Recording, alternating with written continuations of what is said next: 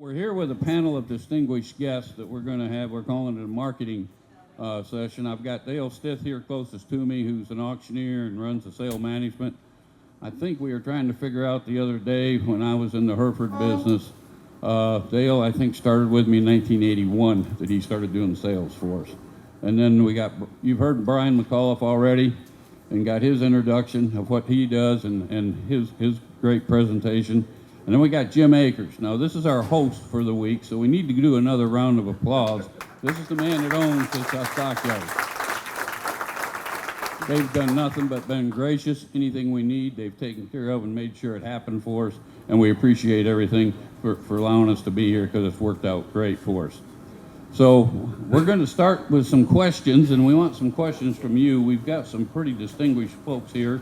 And they will come from maybe 3 different walks of life in some ways for what they do. So I think it's a nice rounded. Okay, and they come from different walks of life, and so I think you got a lot of knowledge here that you can share on. So I'm going to have Dale. I'll start here with Dale closest to me. We need a short about where you come from and things you do and things you want to tell them.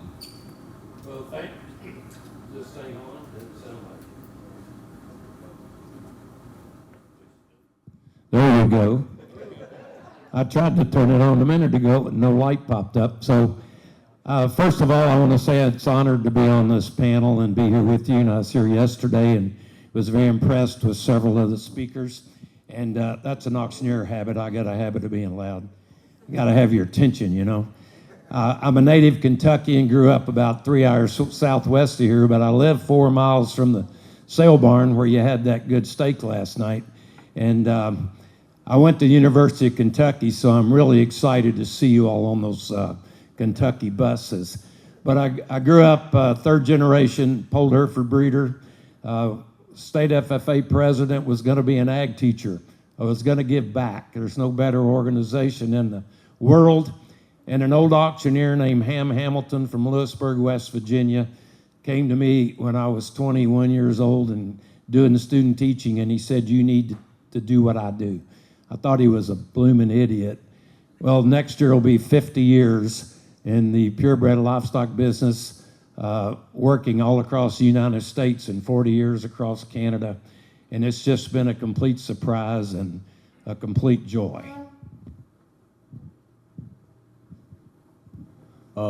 As they mentioned, Jim Akers. I'm the Chief Operations Officer for the Bluegrass Livestock Marketing Group here. Grew up in kind of west central Kentucky on a small part-time beef cattle tobacco farm. Went to school here at UK, have a degree in animal science, and kind of what took me out into the industry was the livestock judging career. We had a very successful team my senior year, and I was fortunate to be very successful and got some exposure from that. That took me into professional farm management here in central Kentucky, purebred cattle, commercial cattle, sheep. Spent some time in Alabama while my wife is a vet. While she was in school, I ran a ranch in Alabama. Got some different experiences there. Came back from Alabama and went into education. Worked at the University of Kentucky as an extension, beef cattle extension coordinator for about a decade, and then got tapped to run the bluegrass operation. We have 7 auction markets here in Kentucky. Basically, east of I-65 is us. Very competitive marketplace.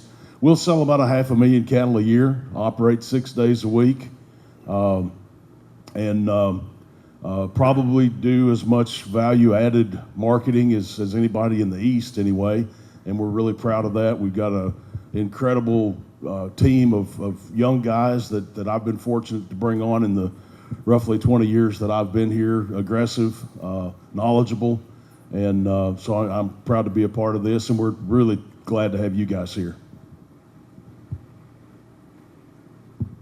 So I've got some questions that I'm going to ask of them and see what we get for some answers. And have false expectations. So I just try to constantly ask them, what is your game plan here? What are you thinking? Without being condescending. okay? Because I don't want to put too much pressure on them because they are aversive if I make them feel inferior because they can't answer the question. So again, it's making sure as our customer base grows, I just want to make sure that they get the right bull. And the way I can be more assured of that is to better understand exactly what their job description is for their right bull. Thank you. Dale? Well, one thing that I've said my whole career that people go, what's the toughest thing you deal with? And I'm going to take it first from the seller's perspective instead of the customer, but it kind of swings both ways, and I call it pride of ownership disease. Most of us, and I put us, don't really know a good one from a bad one. That's why we're not all judges, we're not all successful breeders, we're not all successful salesmen. But I say that, and I make these numbers up, 85% of the people I sell to don't know good from bad. They know fat from thin, they know big from little, they know promoted from unpromoted, and then I repeat that about 4 times. Promoted from unpromoted, promoted from unpromoted. That's what makes the world go around. We all buy promoted crap, whether it's clothes, cars, whatever. So I take the position, the old position, that the customer is always right. And I've had several good teachers. One was a gentleman that Monty and I both respected to the utmost degree named Webb Donaldson. He was a Canadian, and he gave me my first job in Canada in 1979. He became my second father and my greatest teacher. But one thing he told me was credit never costs you money. So if the buyer has a complaint, regardless of whether you think they're right or not, you do whatever it takes to make them happy. And typically, I tell people the first thing is tell them to send the dang thing to the stockyard and give them the difference in credit. Now, if they never use it, hey, you win. If they do use it, 105% of the time, I'll get you more than you gave them credit for. And so that's the first way to make them happy. The second thing is, and this is a personal illustration, I have a sale here with 4 other guys here in Jim's barn on the 3rd Saturday in April every year. And last spring, 2 springs ago now, I sold a bull, and a gentleman I didn't know bought him. He took him home. 2 weeks later, he calls up and says, my bull's dead. Well, I know for a fact the bull wasn't sick sale day. I know nothing about the man who bought him. I know nothing about what he did with him for 2 weeks. But I just said, I'll just send you another bull. I don't think I really owed him another bull because possession it's their ownership at the time the gavel drops. But I didn't want that man saying anything bad about me. And I think that's the biggest point here that we're all making is Joe Girard's rule of 250 was if you say something to one person, at a minimum of 250 people hear that story before it stops. So it's your reputation, and you want them to brag on you, not complain on you, obviously. And so you go out of your way, and I really don't think it'll ever. One last comment. So one of the things I did for him was I kind of worked for him full time and didn't. I have a 918 cell phone number, and I've never lived in Oklahoma because I wasn't going to get a cell phone. I wasn't going to get a computer. I'm one of those stubborn, old-fashioned guys. And I go to the ranch one day in Oklahoma, and he goes, here's your cell phone. The bill's going to come here. The secretary's going to send it to you. And after 2 months, I had him send the bill to my house. I never changed the phone because it got in all my contacts, and everybody thinks I'm from Oklahoma when I'm not. But one of my charges was, and they branded their cattle, and they had a really good brand. You didn't have to question where that one came from. It wasn't a half-done brand. When you see something I need to fix, I want to know about it now. And when I'd call him and say, Monty, tattoo number so-and-so is at so-and-so's place, she needs to go away, he didn't wait 24 hours till he was on the horn, and that one went away. Because he didn't want people seeing that brand, whether it was didn't acclimate environmentally, whether she had a bad feet, it didn't matter. Point is, he practiced that religiously as much as anybody I know, and it pays off. I'm going to follow. I think this next question I'm going to have for you is, it really doesn't matter what element you're in here. How important is follow-up after a sale, Jim? Well, it's in my mind, it's an integral piece of it, and again, it goes back to that communication thing. Okay, so in our business, the way I explain what's going on is that auction ring is the industry speaking back to you about the decisions you've made in your operation, your genetics, your nutrition, your animal health. That is your signal from the marketplace about what kind of grades you got for the year's work and the decisions that you made. And so most of the time with the customers that are on the upper end of the price scale, there's already a very healthy, very, very active communication process going on there because they're always trying to get better. The customer that's the challenge is the one that maybe didn't make some good decisions and got a bad signal out of that marketplace.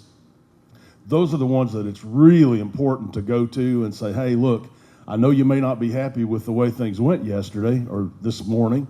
Let's sit down and talk about some things that I can help you do to avoid that the next time, to get a better experience, a better signal out of the marketplace.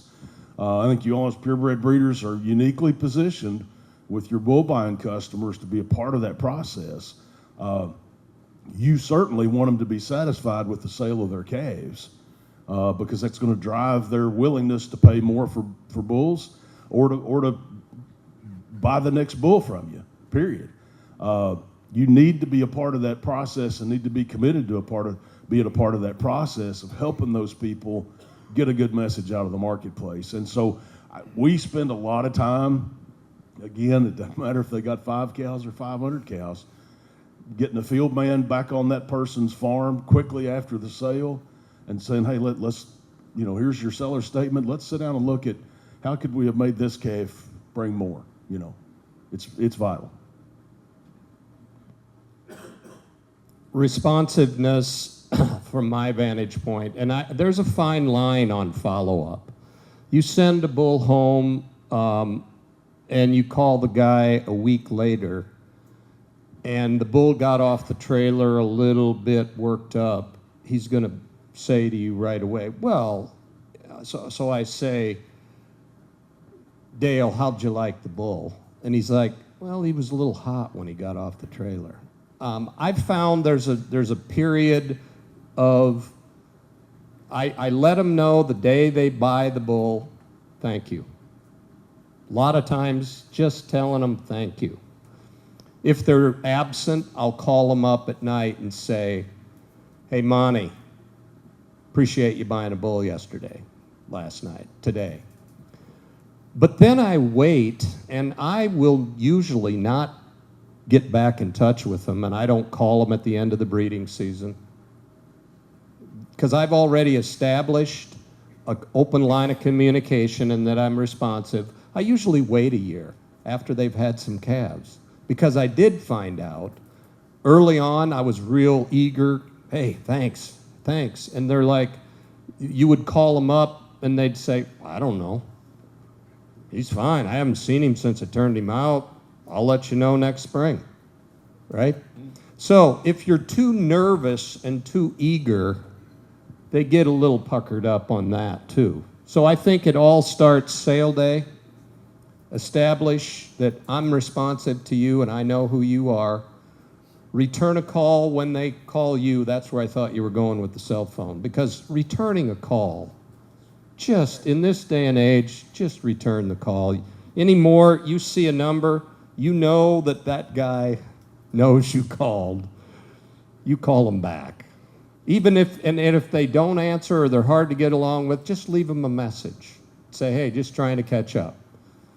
So I think it's instincts, but it all does start right away when they first meet you and know that you're not full of it. Well, it's mandatory, obviously, to follow up, and I think the timing probably depends on situations sometimes. The one thing I don't like, and I see purebred breeders do this, if they have an annual sale, they don't touch base with the person all year long, but 2 or 3 days before the sale, they're dialing for dollars. And, you know, people aren't stupid. They know that they're calling to try to get in their pocketbook again. So send them a Christmas card, for example, or call them right after calving time. I think that's a great point because, well, that's when you want to know if you had a problem. I mean, if you had calving problems or something, you need to know that. Or you sell a heifer, a bred heifer, or a group of heifers, and you know when they're due to calve. Check on them then. But I think the worst time to call them, if you don't touch base otherwise, is right before sale time. I mean, obviously, you've got staff. That's what I'm for, is dial for dollars. You have to also, but just treat people like they have a bit of intelligence, and I think it'll go farther. And I would add to that a little bit that trucking is pretty important to a lot of these folks. Stay in communication and get their animals delivered in a timely way, and keep them in the loop of what's going on with that delivery. And that's part of that follow-up that it can be as important as getting them to the sale to start with. So if you got to do some trucking, stay in touch with them. I mean, that was a lesson that I learned. I want to touch on that because from my seat as a sale manager, auctioneer, and a breeder, because I also have my own herd and raise registered cattle and black baldies, the single most question I get from prospective buyers is, do you know how I can get it home? And that's gotten to be more and more and more and more important lately because of cost of transportation. And then we've had a couple of very prominent truckers that have, one died in an accident, one died from a heart attack. And so the ones that are out there are so busy. And if you can answer that question, you're more likely to get them to participate rather than saying, like I used to say, well, just go ahead and, you don't need to really worry about it till you get it bought, and then we'll work with you.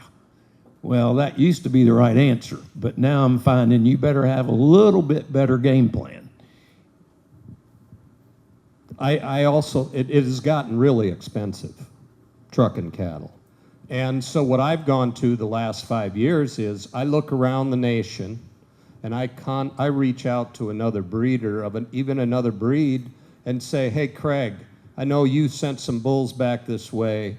I just want to tell you I've got some bulls going that way. Talk to other breeders of other breeds and see if you can't coordinate some backhaul with them. And they like it on your end and say, hey, do you have anything going to North Dakota? I've got something back and forth. Because free trucking, whew, it has gotten really, really expensive. And, that's the new standard. As a bull seller, we offer free trucking. Oof, it's really doubled in the last 6 years. I'll also kind of add to that a little bit. Jim touched on it, getting a field man, one of your representatives on their farm, and walk on their farm as a follow-up to know what's going on.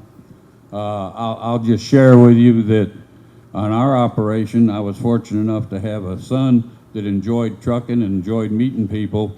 I put him in a truck seat for 2 weeks when the sale was over, and the phone rang when he was pulling out the driveway telling me what he saw. And there was more than once I got in the car, and I was at that guy's house within a week because he was a new perspective, and he was just getting his first animals, and we needed to get to him. So it's really important to follow up and get on those farms if you can, and know what they're doing and see what they need and what they want. Because your comment is so right. It doesn't matter whether you're selling cattle here at the stockyards or you're selling purebred cattle. So I'll move on with another question. What are some of the ways to market your program that aren't traditional advertising today? We'll let you take that one on first, Jim. This will be a little different for. Well, I'll speak from the perspective of our business. We've in the 20 years that I've been here, we traditionally have done a lot of print advertising, and I will say that print advertising is very important in your all's industry. Our philosophy has changed. My philosophy has changed over the years. We are do very, very little print advertising anymore.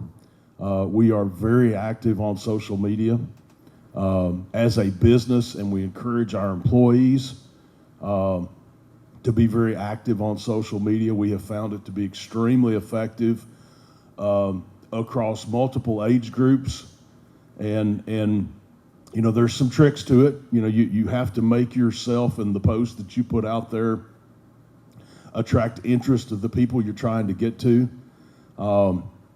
Part of that's just being very consistently active on those different platforms. We do some things that,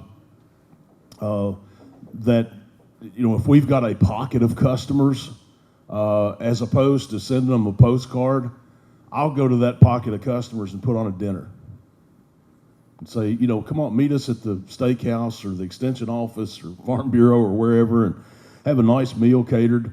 Bring all those people together and one-on-one sit down and communicate with them. We have the luxury of being big enough that we have those types of pockets of customers, and we do tons of that kind of stuff. That personal connection to me is vitally important. Part of our decision-making process is print media, and for me, when I say print media, I'm talking newspaper, trade magazines, those types of things, has gotten incredibly expensive, especially on the newspaper level. And to be honest with you, I'm not even sure that the newspaper is even relevant anymore. So we pretty much don't even do that. Social media, really good website that's easy to navigate, has a lot of information, and is kept up to date. That's what people expect. That's what they want. I get more phone calls about, hey, there's a piece of information on your website that's a market report that's 2 years old. Why is that up there? Well, we just went through a major redo of all of our website platform, and that's part of it. Stuff, it just expires and goes away. Okay, it's not relevant anymore. I would say absolutely echo everything. But what I've found over the last 10 years is I've established relationships with their service providers. So veterinarians, feed dealers, implement dealers. So I'll reach out to some veterinarians in a certain area so they know me. And I will also reach out to the nutrition guys, because when a prospective customer hears about our product from someone other than me, it's really powerful. And so I've worked a little harder at increasing my reach with service providers in certain areas. Veterinarians, nutrition consultants, and like I said, even from time to time, just touching base with an implement dealer. And when they know you and they tell Joe, you need to talk to this guy about buying an Angus bull, it really helps. I couldn't agree with that more, because I've got a couple little quirks. I'll carry sale catalogs always in travel, and I don't know how many shuttle bus drivers at the airports I've given a sale catalog to for example, or leave one in a cab seat. You don't know where that next customer's coming from. You have no idea. So that's an example of using print advertising that is no good the day after the sale. So that's just a tidbit. But one thing we haven't talked about in this, that we talked about photography, but I see the value of videos going up, more than anything that I'm dealing with. Because with the internet buying and so many people changing over to staying home in the comfort of their lounge chair with their cold beer or whatever, they don't ask me for pictures. They don't ask me for catalogs. They ask me for videos. And as was illustrated yesterday, the photography almost has to be professional. The video, if you just practice a little bit, you can get a good enough video with your cell phone if your animal is ready to video. That again, the animal has to be ready to video. But I would encourage all of you to work on that concept. The other thing I want to say about it is, I think you have to be involved depending on your market target. I think it'll be different from everybody depending on your volume or scope of what you want to sell. But if you're not involved in your community, you need to be. Whether it's working with FFA chapters, 4-H clubs, Livestock Improvement Association, local cattlemen's association, state cattlemen's association. That's where your peers that breed cattle or use the same commodities, you usually run across them. Whether it's county fair, state fair, you have to have some kind of presence, whether it be large or small, but you can't be invisible. And I'm going to add with that, from your community level, don't forget about your neighbors. Sometimes we get to reaching out so far. I'll just give you a real personal experience. We had a neighbor down the road, 20 miles one way and 15 miles the other way, and they showed up at the sale one year, and I'll bet they bid on everything and never got anything bought. And I threw them in the truck and took them to the pasture and sold them one. They come back the next year and did it again. You got somebody sitting on them bleachers bidding $3,500 and the cattle are bringing $5,000. It helps them get to $5,000 pretty quick. And it's really important. Those neighbors can do you a lot of good, and so don't overlook them. It's that community involvement that it's easy to overlook and start going a long ways away. Sometimes you don't have to go that far, and it really can help. Well, I have to tell this now because I grew up in the pole heifer business, as I said, and when I started in the auction business, maybe the very first person to get on my bandwagon was Charlie Boyd Sr. And he was a dear friend, and he's been gone 10 years. But I moved to Mays Lick, Kentucky 11 years ago, or I bought my farm there 11 years ago. And so I live right in the middle of Matheny's, Boyd's, Cannon Brothers Angus, several more. And I'm in the marketing business. I'm not supposed to be competing with them selling my bulls.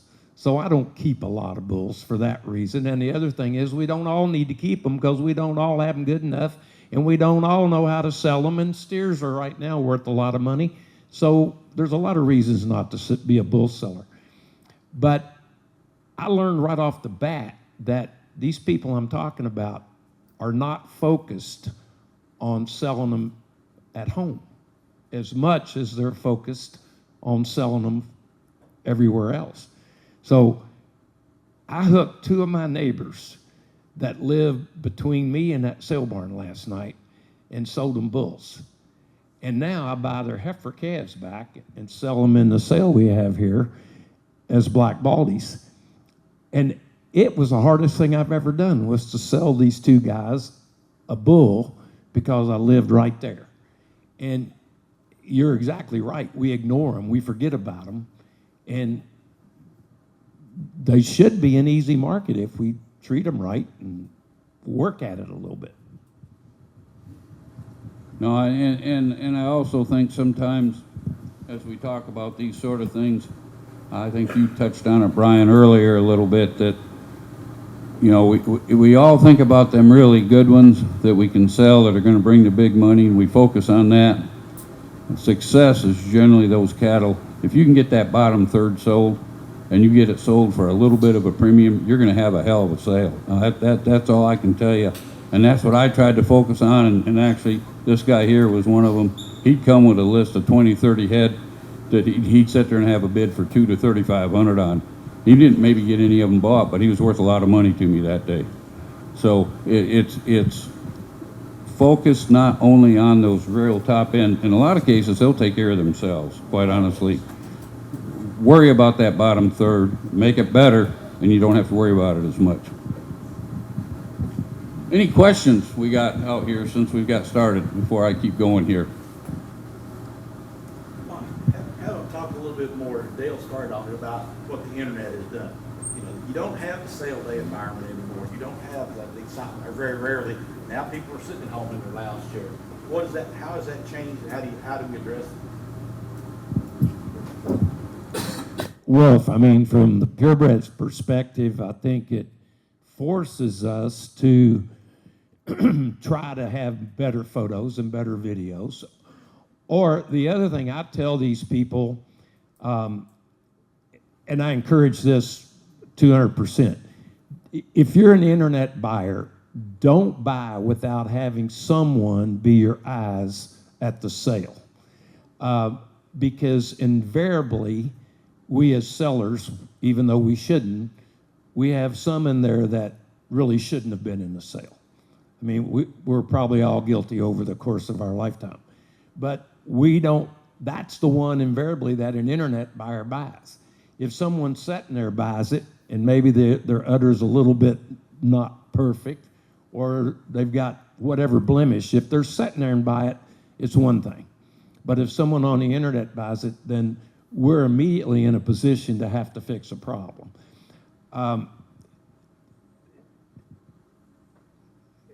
I don't like it, frankly, because it reduces crowd size. It reduces some of the in-house enthusiasm from my perspective. And I'm old enough and old-fashioned enough, I don't even like the video auctions. But I understand them, and I sell them. They're more economically feasible. But I still like Fred Hall Shaw, who very few of you would ever heard that name, one of the greatest ringmen in the history of the business. He liked that county fair environment. He liked the tent. He liked the big top. He liked the noise. And he could rattle a sale ring as bit better than anybody I knew. And I can't argue with the success of it. And I can't prove that it would be better if we still had him shaking the ring. But I just like it. I think video auctions, as the guy selling them, here's what I've gone to, again, the last 10 years. When we talk about video day, I'm staging the bulls. I'm not in the video pen, okay? And when I'm staging the bulls, I create a sheet, lot 1 down to lot 152, and I make little notes. I say, good citizen. I say, got a little curl to his front claw. I say, little flank white. I say, hairy. These are just little cliff notes on every single bull, so that when a guy calls me up and said, hey, I'm needing 3 bulls, some of them, and you know the buyers, there are some buyers that they want a $4,500 bull. But for the guy that's a little picky, keep that crib sheet handy.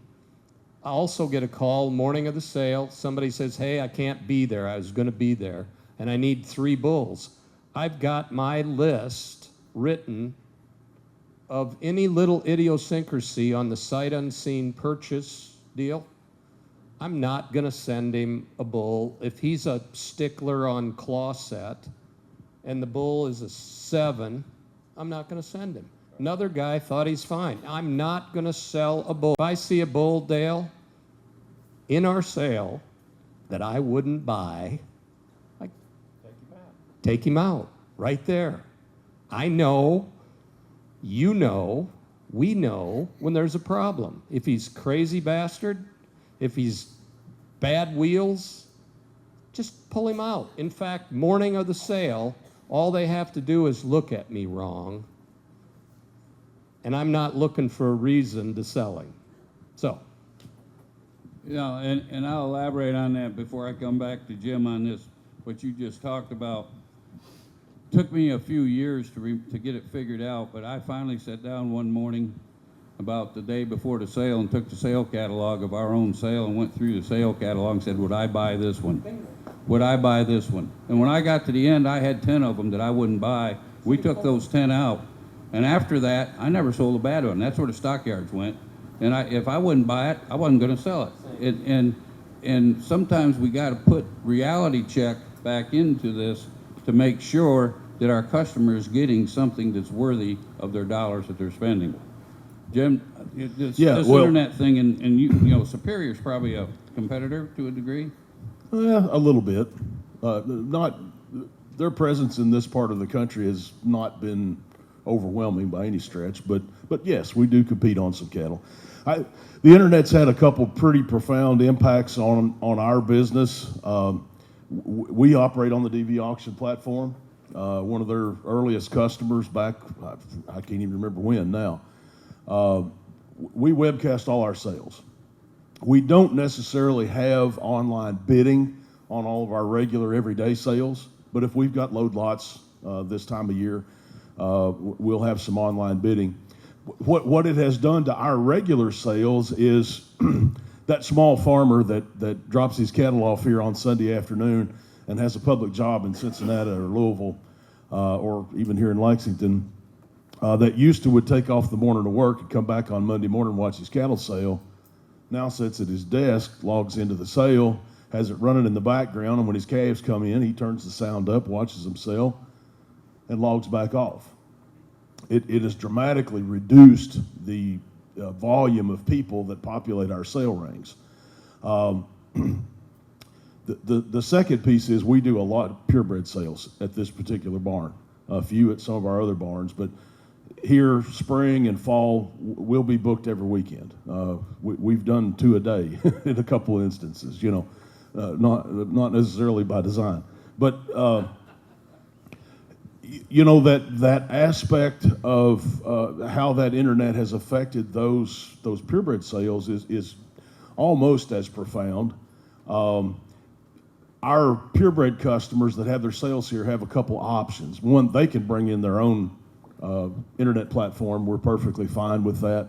Several of the breeds have, you know, a preferred platform that they operate on.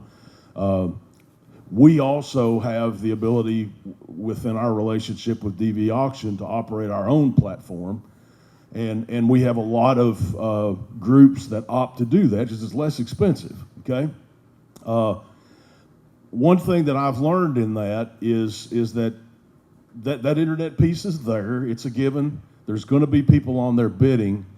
You need to try to utilize that as instead of taking energy out of the sale ring, you have to utilize it to draw what energy exists in that internet platform into the sale ring. And Dale will tell you this, I most of the time when customers opt to use us as the platform for the internet, I'm going to clerk that sale, okay? And I'm going to be loud and active, okay? I'm going to be just like a ring man. If I'm sitting there beside Dale and there's people active on the internet, you're going to hear me, okay? I'm not going to be sitting there, you know, waiting on him to see if the screen changes colors and just bid, go on, and let those people not know that there's activity there, okay? I go to a lot of bull sales throughout the year, go to a lot of purebred sales throughout the year, not just at our facilities, but all over the east and southeastern United States. And too often times, there's just this person sitting over there to the side of the sale ring, and they're selling a lot of cattle on it. And some of these sales here, we've sold, you know, a third of them on the internet. But it doesn't bring anything into it. They're just sitting there. You know, if you had a ring man that did that, you'd fire his ass and put him in the car and send him home. was also going to add, when I was telling you about that crib sheet, today, if Tyler calls me up and say, hey, Brian, I'm kind of interested in this Lot 4 bull, and I know Tyler, and I know because you like the pedigree, you like the data line, and he's just kind of common, a little plain, I'm going to tell you, okay? You have a really good buyer who calls you up wanting to buy one, and I know, Dale, that you're kind of picky, and I know what you like. I'm going to talk you out of a bull, but I'll guarantee you'll call me again next year. I'm going to stay on this internet deal because Joe's question about the internet sales, I think it becomes very relative to all of us in here. Number of us are buying them on it, a number of us are selling them on it. Some of you are just having an internet sale and not even having an auction sale at the house because you don't have enough numbers. So as we look, and I know it doesn't help your commission any as a commission guy or Jim's commission at that point in time, but I do think there's some value in helping these smaller breeders, especially in the purebred industry, to provide them a way to market their cattle over the internet where they can do it very professionally. The picture thing is really important, but I'm going to ask these guys about contacting prospective customers. I'll share with you before I go to them what we used to do when I was on the ranch. You can buy, and I learned it from the church. The church never quit reading the newsletter that they sent every week. So they sent a phone call every week to everybody in the church.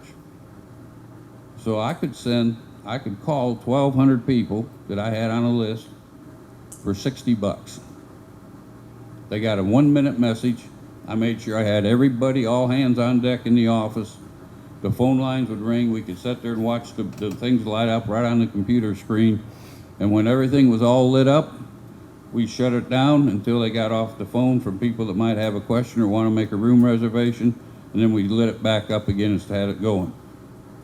I'm just going to start this off with, you got to reach out. You can't put something up there and expect them to come. You got to reach out and let them know what you got. And you got to spend some time at it. I'm going to let Dale start with that. Well, Monty always thought outside the box. That's one thing I like about him, and I think that's one thing you all like about him as your chief in charge here. But that example he's talking about, when he first told me about that, I'm like, what? But it was like an automated call, and everybody got it. I think it's, as small breeders and even large ones, we have to keep our customer list, and I think it just goes back to follow up on the old customers. But the new customers, I guess that's what we're always striving for. And that's probably the hardest thing. I mean, it's hard to answer because where do you find them? And that's where it comes to these contact groups that you're involved in. Yesterday we were talking about picking up business cards and keeping the business cards. You know, you accumulate this, say, over a year's time, and then you set aside a designated time to start reaching out to them. I've got a fellow that doesn't live far from here, and Jim markets all of his cattle. And I don't know how many cows. He's got 700 or 800 cows, and I've sold him a couple of bulls. And I'll call his farm manager every once in a while, and I'll just say, how are you getting along? How are the cattle doing? Got plenty of bulls? If you have one go bad or something, I know where to find one. And just, that's a struggle. I mean, what you're asking is one of the biggest struggles. Where do you find the new customer?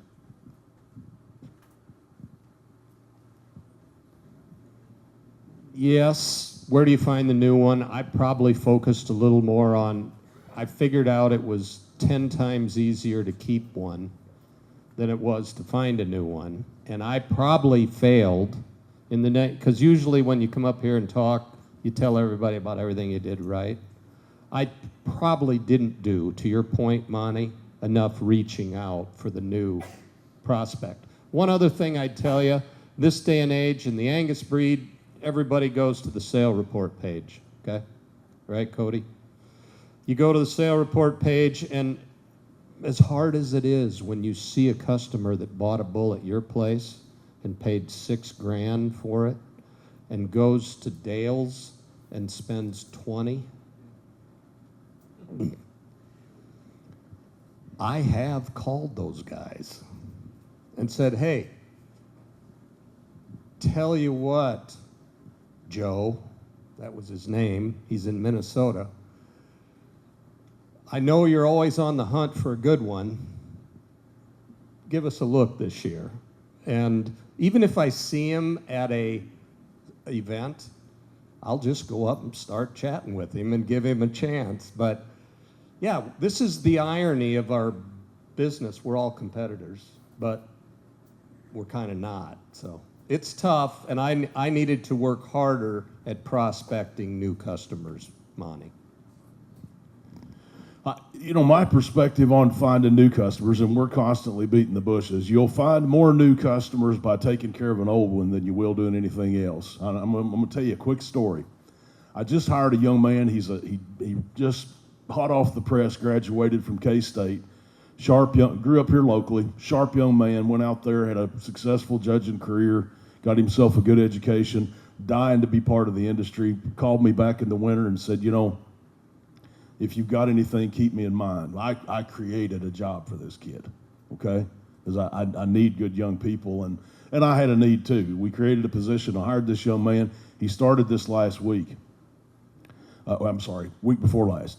Friday afternoon, I've got a customer that's about 2.5 hours west of here who I have been selling cattle on our video system for a couple years now. He's an older gentleman. He raises dairy heifers. Okay?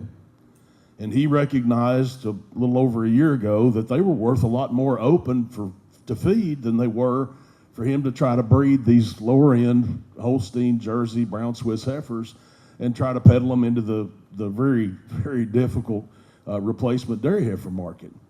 So he'll have a load gathered up about every other month. I'll go down, I'll video them, describe them very carefully to make sure I'm extremely accurate at how they're described. And we've been monumentally successful selling these dairy heifers for this guy to go to feed. So I told this young man, I said, you jump in the truck with me. I want you to go. This will be a good experience for you. We drove, videoed the cattle, looked through them, and we sat in the truck there in the man's driveway afterwards, and I'm going to jump and then come back. And while we were sitting there at the gate, closing everything up, making sure we had everything written down that we needed to know, he goes, you wouldn't have a spot for some fall calving black cows, would you? And I was like, possibly, probably. Would you take time to go look at a set? Yes, sure. I actually didn't have time in my schedule to do it, but he immediately called this young man who lived about 30 minutes away from him, 30 more minutes farther away, and said, if you're around the farm, these guys would like to come look at your cows, okay? I'd never even heard of this young man before. We drove the 30 minutes, got to his place, got in his ATV, went and looked at the set of cows he was wanting to sell, videoed them. He agreed to consign them. The guy's got 600 cows. He's got 600 cows. He was right under our nose, and we didn't even know he existed, okay? He's young. He's just getting started.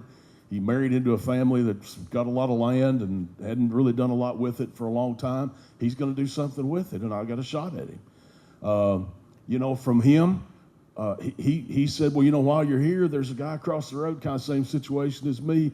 If you want to stop in and see him, I'll give him a phone call. We ended up not getting home till midnight that night because we just daisy chained from one to the next, to the next, to the next. The reason we got the opportunity to do that was because of the first guy. And I'll go back now and tell you, when we pulled up in the driveway of the guy that had the loaded dairy heifers, I looked at the young man that just started to work for me, and I said, you can't believe a word this man says. Okay? He cannot tell you the truth. He does not understand what his cattle are or the value of them. That's our job.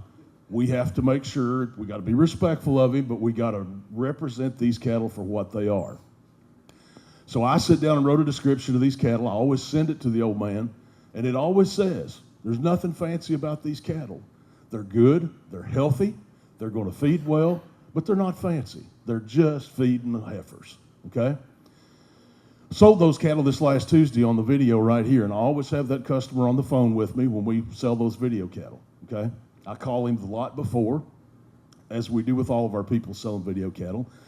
And I told him about some other beef heifers that we had sold earlier in the day. We sold a load of tight 7-weight mixed beef heifers for $242 that morning. It was just a shade over 7. His heifers were cataloged at $735. I said, you know, you back the Holsteins off $40. I think plus or minus $2, a dollar or two is kind of probably where we're going to be. All right. He said, I'd be happy with that. We started selling on the cattle. Auctioneer backed him to $195, and I grabbed him. I knew he wasn't going to sell it for that anyway, so I grabbed him. We had 5 different people bidding on that one lot of heifers, okay? 4 years ago, you couldn't have given those heifers to somebody. That's just where we are in the cattle cycle. I know that. 3 years from now, I won't be able to sell this man's heifers, okay? The heifers bring $211 and a quarter. We sold on them for 10 minutes, a quarter at a time. They bring $211 and a quarter. Before I hung up the phone from the old man, I said, I'll call you back and tell you, when we're going to do delivery, let you know health paper-wise, all that kind of stuff, what's going to happen logistically. And he said to me, before we hang up the phone, I just want to tell you, if you've ever got anybody that wants to know about selling video cattle with you guys, you have them call me. He said, you've gotten me more than I've expected every time. That won't always be the case, but it has been here for a while. And I've used that to build quite a body of business right there in that area where he lives. That's works for us better than advertising or anything else we can do. Have we got any other questions? Any questions? Well, we got all these. You got some great minds up here about marketing and activities, but I'm going to have, they've already addressed one question I didn't even get to ask. Is it easier to attract a new customer or keep an existing customer? And I think they've already addressed that pretty quick, and I'm totally convinced that you do everything you can do to keep that good customer with you. The differences and the similarities in cultivating a market for feeder cattle versus seed stock cattle. I'm going to let you start on that again, Jim. Well, we touched on it early, and I've been on both sides. I was a bull seller for years. I've been in the commercial side of things for most of my lifetime, and now in the marketing business for the last 20 years. Again, I think it all goes back to communication with your customers, being honest, being straight, putting a product out there that people want, putting a product out there that you would buy. I think all those things are important. I'm going to go back to that talk I did at BIF here a month or so ago. Value-added marketing is like a ladder, okay? Everybody wants to be at the top of the ladder, seeing the bright light. But the reality of it is you can't get up a ladder without touching every rung. And that was the gist of my talk there at BIF. Okay, we're here. Everybody wants to talk about how do we market genomically tested feeder cattle, okay? We start out by weaning them and vaccinating them and dehorning them, okay? Bunk breaking them, teaching them to drink out of an automatic waterer, okay? Boom, boom, boom. We're halfway up the ladder, okay? We have the ability to guarantee that our heifers are open when we put them into the feeder market, okay? Huge, huge point of value. Then now, okay, we're there, we can start to talk about NHTC, NE3, GAP, genomically tested verification, all those kinds of things. One thing that I will tell you is a point that I made down there at BIF, this marketplace is changing so rapidly.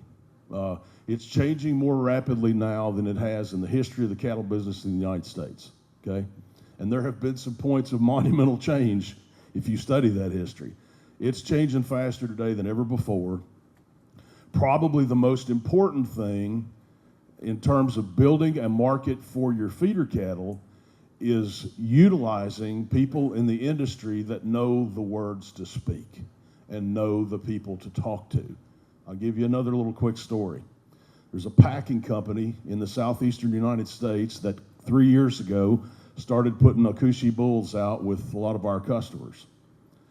And we're going to buy those calves back from you and feed them ourselves. 2 years they did. This year, for some reason, all those people got a letter that said, oh, by the way, not so much. Okay? So I started getting flooded with phone calls from people that I hadn't sold their cattle in 3 years. Hey, I got 100, I got 80, I got 75, I got 25 of these half-blood Akushi calves. Can you help me sell them? Most of the people in our industry would have said, nah, I don't think I'll do that. I don't think they're very good cattle. So my answer was very different. Give me a few days. Let me make some phone calls and see what I can get done. So I started researching. Who's buying these things? Where do they go? Who's ending up with them? And I got me a short list of people put together that I could call, and I started calling those people back and said, yeah, I think I can get your calves sold. And so when we've sold them right there in the sawdust, okay, not just at this barn, but at multiples of our others, we've sold hundreds of them here in the last few months, and sold the stew out of them, okay, because I knew what an Akushi was, all right. 95% of the people out here, even in the cattle business, don't even know what one is. I knew who to call because I did my research, and I knew what to say to them when I called them. I knew what questions to ask that customer that had those calves. Have you done this? Have you done this? Here's the questions these people are going to ask when I call them to sell them your calves. You got to give me the answers. We did that and very successful. Because of that, we're now having 2 Wagyu sales, one in the spring and one in the fall here. One of them's one of the biggest in the country, because we got in the mix with that crowd of people, and we learned to communicate with them. These genomically tested cattle, you can't put those things in the hand of the guy that you sold your calves to 10 years ago. He doesn't know what to talk about. He doesn't know what to say, and he's not going to take the time to understand that and figure out who to call and talk to. All right? That's a big piece of it for me.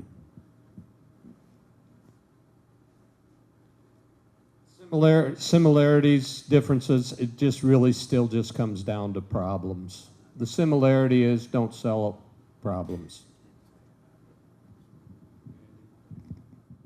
Well, I will say, and I don't know what, in the Hereford breed here in Kentucky, and Matt Woolfolk, I work with his family very close, his dad, his grandfather, his brother, his dad, and his nephew. I'll get it right in a minute. But his dad, years ago, got the idea that we have to create a market for our customers' feeder cattle. And face of fact, Hereford calves, you bring them in this barn or any other barn, and you've got 2 of them, 4 of them, 5 of them. They don't weigh the same. They're going to dock them a quarter or more.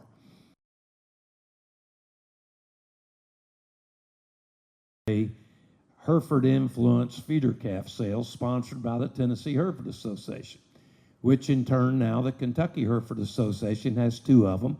One is here in this, well, they're both here in this barn, one in May, one in December, and it allows people like myself that has 7 or 8 or 9 calves, and in my case I'll have a few black whites as well as straight Herefords, but we bring them here, they get graded, they get co-mingled, and they get put in larger lots, and I reap the benefit.